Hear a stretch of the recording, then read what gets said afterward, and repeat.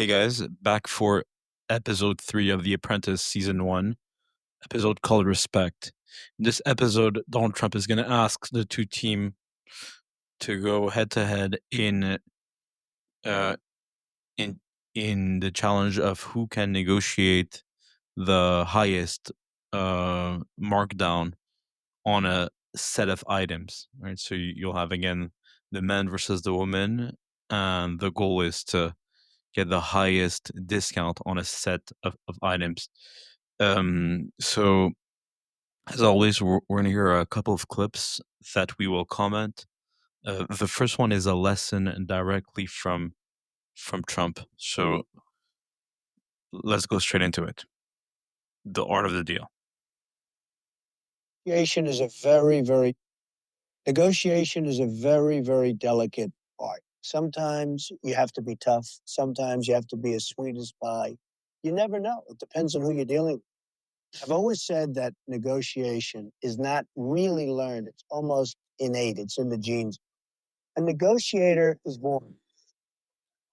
All right. So very simply here, uh, we understand that negotiating is a dynamic process, that the rules aren't very fixed. It depends on who you're speaking to. Sometimes kill them with kindness is better, right? Sometimes being very sweet, very friendly is the right approach. Sometimes being very tough is more appropriate, right? So and that's why Trump is saying that it's not taught, it's innate, because you can't really teach to someone how to have the right response or the right attitude towards negotiation. As a rule, it's really an instinct. And when are you tougher? When are you kinder? When are where do you draw the line? Is really on a per situation basis, and that's why it doesn't fit the mold of cookie cutter textbook uh, college university description. So essentially, for him, the art of the deal is innate. It is innate, and he's going to ask of his apprentices, right, the contestants, to really use that skill and show him who can negotiate the better deal.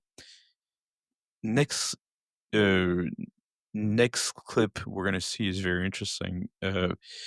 It's Trump taking the time to go see kind of the underdog of the competition, the one who is most badly talked about. And this is gonna echo Trump's, mantra that all publicity is good publicity. And in a way, we see that the guy who made the most noise, even though it was not in the most productive way, he did get Trump's attention. So listen to the next interaction, and you're gonna see that Trump goes out of his way uh, to greet someone you would not otherwise think he would stop. Sam, yeah, I hear you're in charge. I am in charge, Mr. Trump. I am the coach of this team. How are you doing today? Well, we're going to see because the men are taking a big beating. They have You're a going left. to turn it around? You've already turned it around. I know you were so short. Huh? You want to shake my hand? Yeah, I want to shake. You really Come do. here. They're all sweating. Hey, give me a hand. How's he doing, fellas? All right? Tom Landry over here, he's taking charge. You think they maybe made you the team leader to That get is, rid of that is possible. Well, you know how that doesn't happen? If you win. Good luck. Thank you. Thank you. Have a good day. That was one of the biggest moments of my life, shaking that man's hand. He is my mentor. All right. So first of all, we see Trump is extremely respectful and courteous to go out of his way, shake hands of the he's intrigued by the underdog. He does see he has a fight in him. He does see he's creative. He can speak for himself, or stands out from the crowd, and he often says this is either going to be like his great success or his great downfall.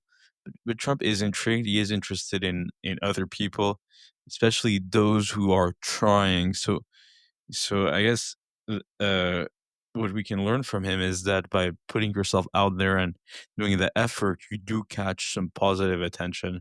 And here, there's another lesson, and Trump basically is telling him, right? He understands that Sam has been picked as team leader, so that if his team fails, he is one of the three candidates potentially to be ousted. And at this point, after three losses, it's most likely, you know, it's going to fall on him.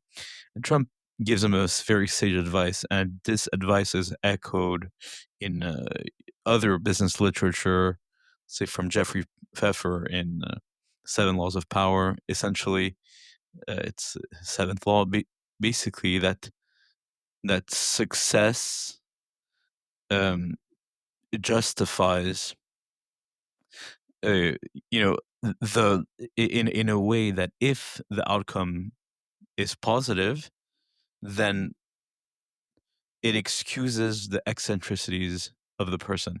He tells him, you know how that doesn't happen, how he doesn't get kicked out of the show and still has a chance to be the apprentice, is if his team wins. And in a way, you know, success is the ultimate revenge, right? It's often said, and we can clearly see how it makes sense that ultimately, um, ultimately the outcome will the you know the story is told by the winners, right? So if he manages to pull the first win for the team, then he can completely reverse how the script is being made. And same story for Trump. Um, in the way that he reshaped the Republican Party, he was an outsider to the Republican Party, and he came with his own vision, truly his own vision. He understood what the Republican electorate, he really reached out to him and also to other, center and other members of the American public, and he made all his support coalesce around his vision.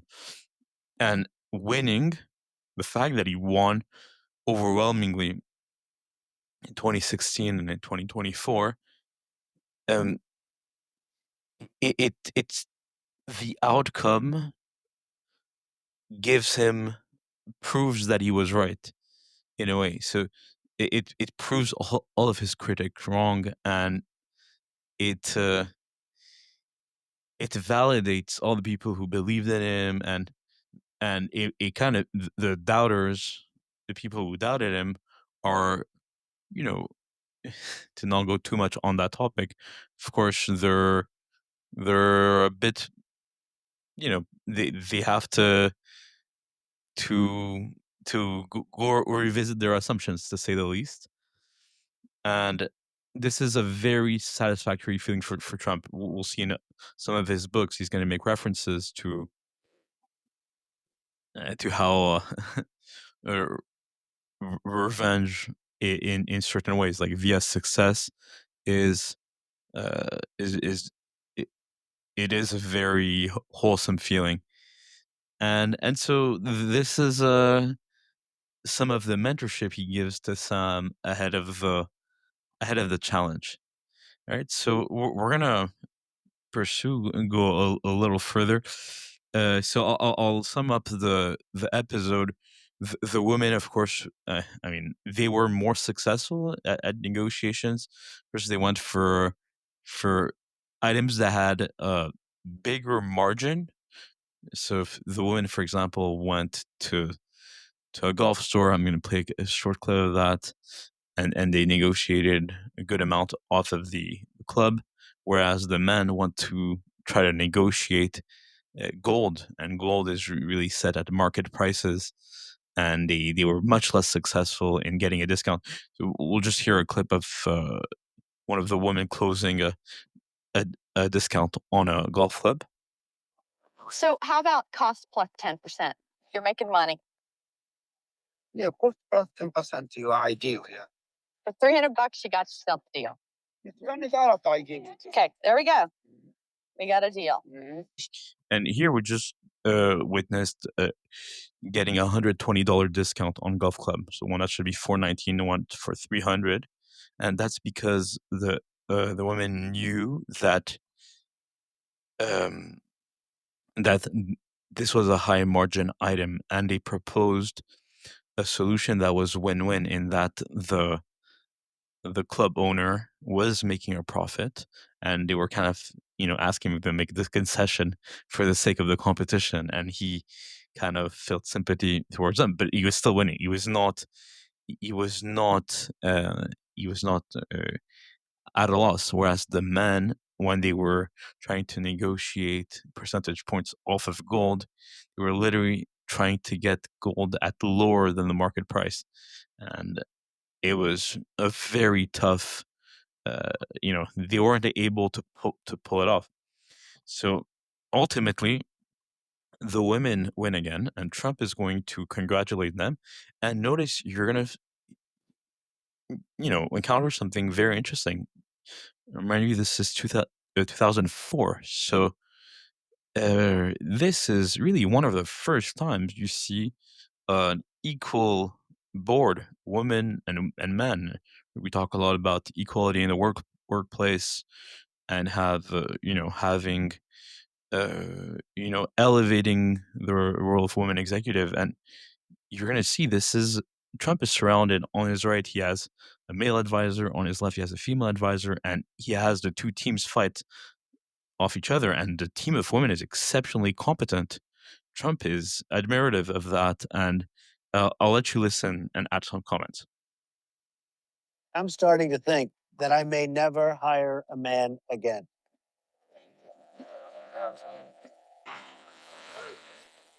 I'm very disappointed in you guys.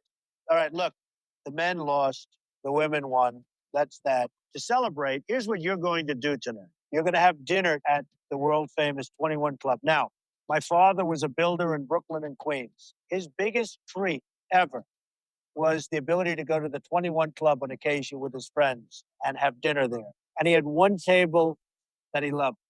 That's my father, Fred Trump. And you're going to have dinner tonight at the Fred Trump table at the 21 Club. So you're going to enjoy it. All right, so Trump treats the winning team to a table where his dad want to celebrate business deals. So it shows a generous personality that despite his status, he is open to share some of the most intimate and prized, uh, sentimental places, things that we saw in the first episode. He did give a tour of his private apartment. And now he's treating the women to a dinner among themselves at his hi at the his dad's favorite restaurant and at his habitual spot.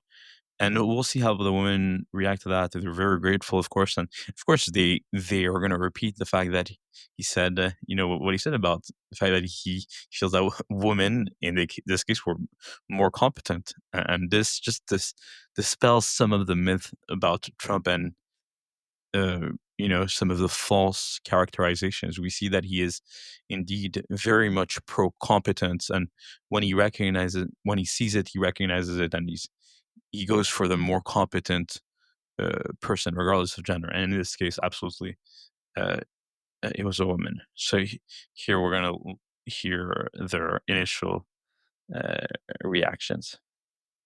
This is where Donald Trump ate when he was little. How many deals have been made at this table? Yeah. How about Mr. Trump's comment about never hiring another man again?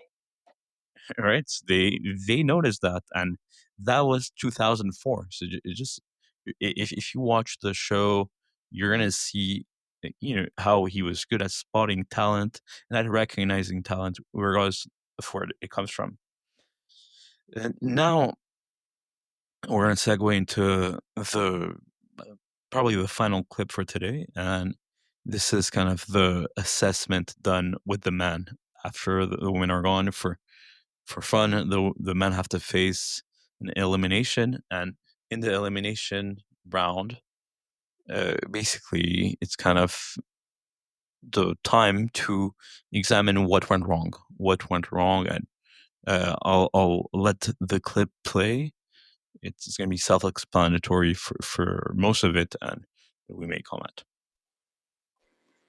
You know, as a man, I'm so disappointed with you guys. I don't know what's happening. George, what happened this time? I mean, this is just nuts. Sam, you were the team leader. Yes, I was. Well, I think we had a successful plan and everybody understood the plan. And at the end of the day, although everyone did try, the plan was not implemented. Is it Sam's fault, do you think, fellas? Kwame. Yeah, I think it is Sam's fault. If you look at how the overall procedure broke down, we knew that the golf club had a large spread and we could negotiate. We also knew that the leg wax had a large spread. And that's where we got beat on those two items. $119 on the golf club and 50 or so dollars on the leg wax. So what did Sam do to mess you up? So we were on our way to get the leg wax. We immediately got a call around 11:30 or so saying, you must go to buy the gold now before noon. Gold is not going to change based on whether you buy it before noon or not. And also, there's not a lot of margin in it. And we said that we still got, look, you know, we did our research. You've got to leave Chinatown now and go get the gold. The problem with the golf clubs is we were furnished two numbers. The second number we called, the store didn't even carry golf clubs. Right? So we're sitting here looking at each other. What kind of But you backup? went to a golf store. Wait a minute. We were kind of. That's when we were kind of perplexed. Like, this is the number. This is the address you gave us to go buy the golf club. You have to I trust called your the coach. I called the store and they said, "We're sorry, we don't even carry golf clubs, sir." Nick, you think Sam's a leader? I think he displayed leadership qualities during the task. Whether or not I would have made the same decisions, I'm not quite sure. You guys think Sam's a leader? No. And here's why Sam's not a leader. When we have to all, the rest of the team, tell Sam, calm down. Stay calm, Sam. Stay calm. That's not showing the shine of a good leader. What about you, Kwame? I think he's already shown some success, but in your role, no, I don't think he'd be capable. I think it actually comes down to respect. If I had had respect, true respect, Did they not respect you, Sam? not everyone, Who did not respect you? Kwame and Bowie. Do you respect Kwame? I respect everyone at this table. I have not earned the full respect That's for of sure. everyone at the table. I And would that- say that's It's true. probably the most true statement Yes. that you've made. And I can't lead until I have that respect. They can't make But an you have to get the respect. I do. You have to And- earn it, and if you don't earn it, you have to demand it. Right. And you know what? Yesterday I could have demanded it better. And that's what I'm learning. But I am a leader. But they don't respect you, Sam. So look, Sam, All right, so respect is the name of the episode, and we see this is kind of the theme in this feedback. Sam is complaining that he doesn't have the respect of his teammates. Trump is telling him it's true that he doesn't seem to be respected. Carolyn is advising that he should demand respect. But of course, we hear in the feedback from the colleagues that there are many points of improvement for Sam. The first one, Kwame is saying how they were giving him feedback on they were close to negotiating a discount, I think in Chinatown or downtown, but he was rushing them to go more to Midtown for the goal negotiations, right? And he made it a point for it to be right before noon and he didn't listen.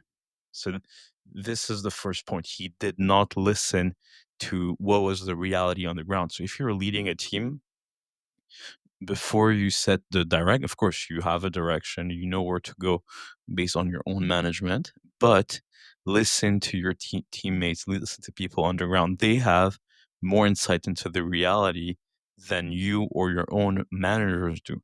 So the fact that he didn't listen, right, that was -1 on the mutual respect.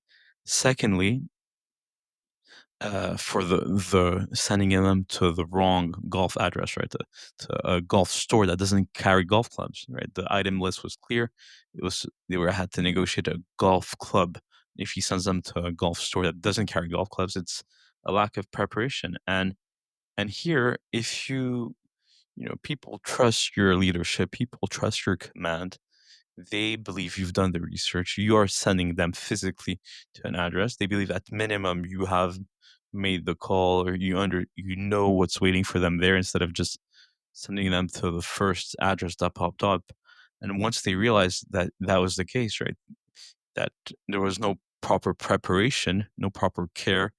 Uh, again, a -1 on the mutual respect there. So first we mentioned, right, the lack of listening. Now is the lack of preparation or lack of care. And finally, Bowie mentions that Sam is not a leader when his emotional intelligence has to be put in check, right? He needs his subordinates or his team members, teammates to calm him, right? So the role of a leader on the opposite is to lead on the emotional intelligence front as well. It's to be there for his, like, someone who's coaches sports team. You want the coach to have more emotional intelligence than the players, to help them navigate their emotions and the ups and downs, not the other way around. And here it's the other way around. So another -1 on the respect front. So to summarize on the respect, just if we hone it, focus in on why, uh, on the on why the man lost again, and the specific team dynamics here that eventually got Sam fired, despite of the potential that Trump saw in him. It's that he did not truly listen to his teammates, right? He didn't make them feel heard, and he didn't actually listen, so he didn't really know what they meant and why they meant it. He was not prepared, right? He has a flaw of overconfidence and kind of like just willing things into existence.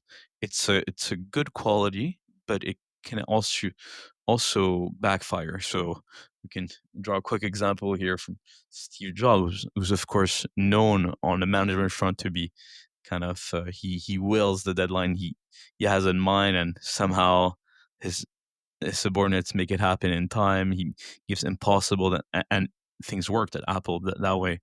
But when he was faced with his pancreatic cancer diagnosis, he kind of thought that he could just wish it away instead of following his doctor's advice to have surgery.